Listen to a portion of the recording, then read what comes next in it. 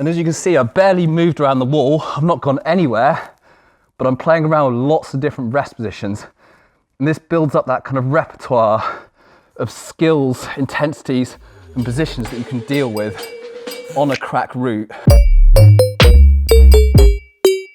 Yeah. What?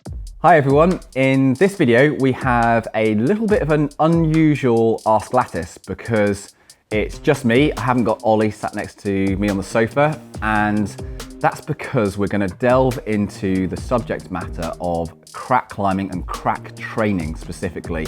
I'm going to stay well away from any technique work in crack climbing and really hone down on some of the specific stuff that you would do in a training sense and how you would make improvements. And I think there's a few tricks and tips and things that we can do both on the wall and off the wall to be able to improve on this. A number of you have asked questions out there today on Instagram, and first off, I've got 3 questions here which I think I can talk about really quickly before we start to get onto some of the wall and floor-based exercises. Now, the first one is, does crack strength training translate into normal strength training for climbing? And the answer is yes, but it's limited. There's a really high degree of specificity around crack training and the elements that you need to perform in on that. So what I found was in about, I guess 2011, 2012, I'd got to a standard of crack climbing that was around 8C or so. But then when I went back to normal face climbing, I was very much down at an 8A plus 8B level. And so that transfer wasn't perfect. Yes, I had some element of it, but in particular, what you do with your hands and your feet inside the crack isn't as specific to face climbing. So yeah, the answer is yes, there's some transfer, but it is limited. So don't expect perfect correlation between the grades. Next question was around the sensitivity that you have on the crack wall or cracks.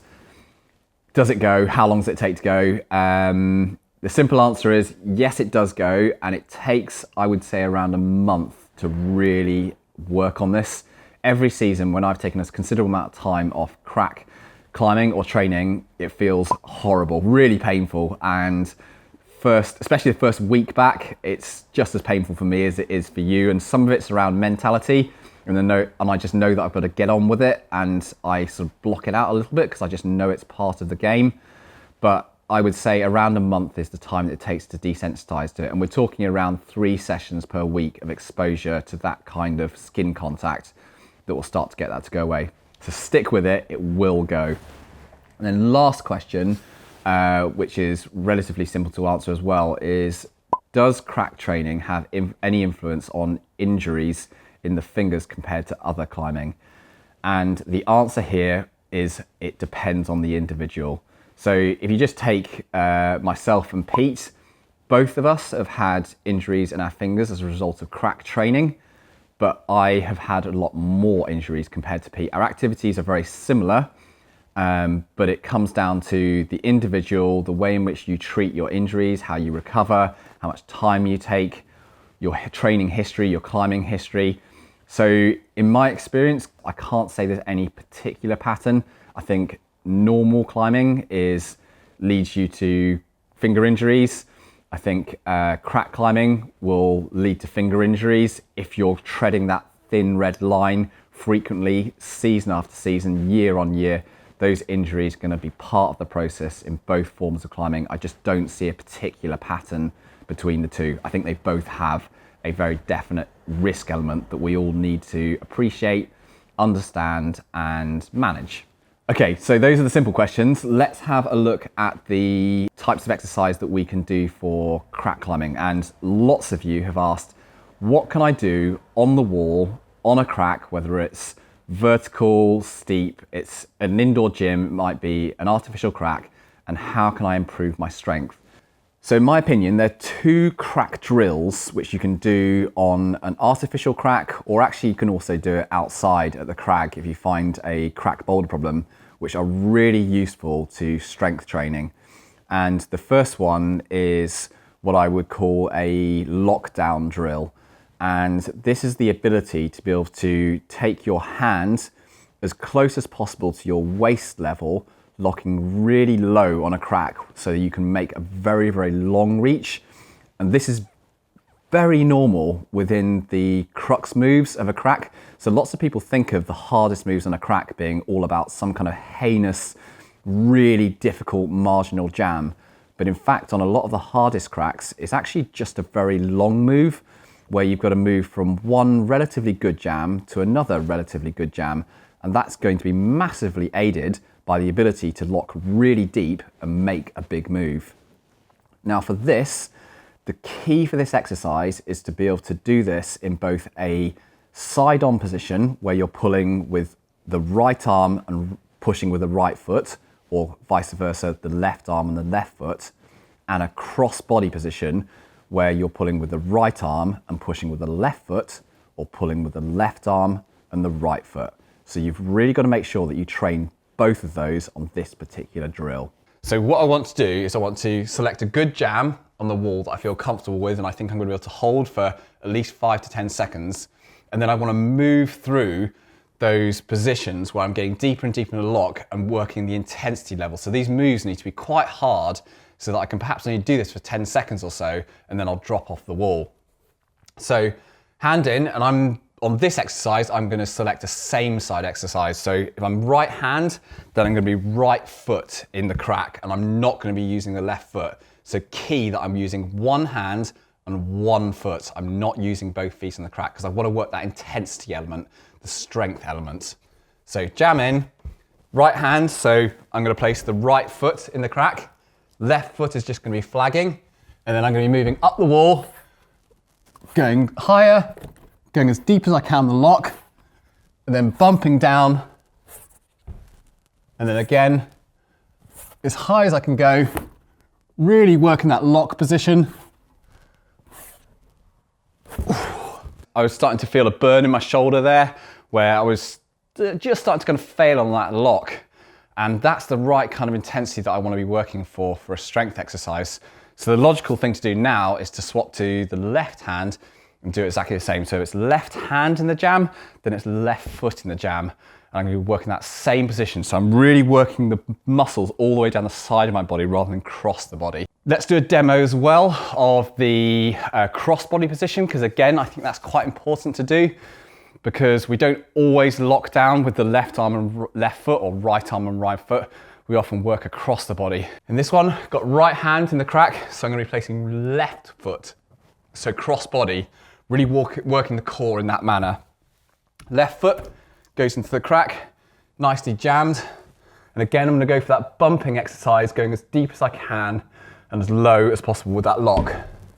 So 1, 2, ooh, nice and high.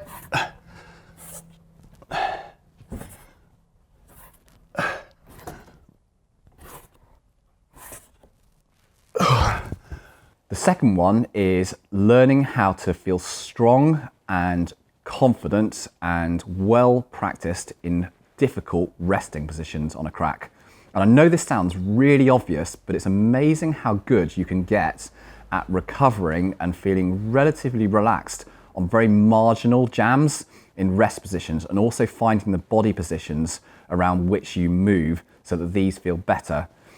So for example here, what I've got is a pretty marginal jam. It's a thin hands crack. I'm in mostly just on my thumb and a couple of fingers, and I'm moving my feet and my hips around the wall so that I'm finding out, or I'm exploring those positions under which I feel quite stressed and I'm not particularly recovering or relaxing. And secondly, in some positions, I'll find that I'm really getting the perfect amount of weight onto my feet and through my hips so that those rests feel a little bit better.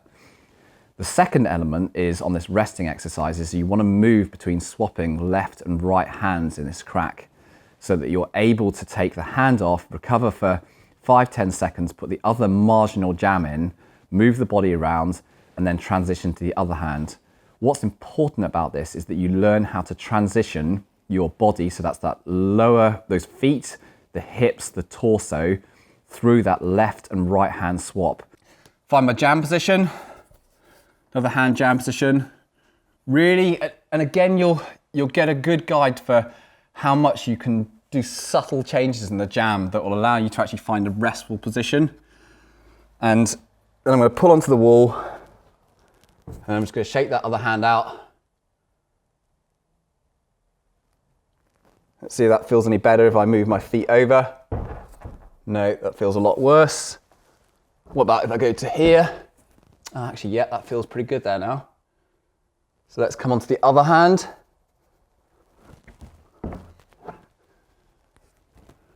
Okay, that feels all right. Let's try that other heel position again. Oh no, that feels pretty awful. What about if I come over to here? And that feels even worse. So let's move now into a thumbs down. So getting a little bit of a twist on the body on this one here. It's really starting to kind of torques the jam in a little bit better. Shaking out.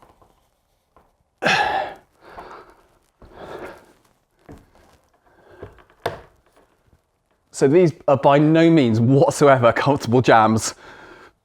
They're really on the margins of intensity that I can deal with. It's a really good training exercise. Just trying to learn to become comfortable and relax in these kind of positions. And I'd say I've got just a few percentage points of margin on these. And then it really starts to get uncomfortable and I want to get a little bit of a rest. I can come through onto that bigger hand jam and start to get a proper decent amount of recovery. And even there as well, you can just play around with bringing your feet up above you. You want to start playing around with inverted rests and start to get a little bit of recovery in that manner. You're really versatile with this. And as you can see, I barely moved around the wall. I've not gone anywhere, but I'm playing around with lots of different rest positions. And this builds up that kind of repertoire of skills, intensities, and positions that you can deal with on a crack route, and you'll really improve the transfer that you feel when you get out to rock outside. So that's really good exercise there as well that I use a lot of.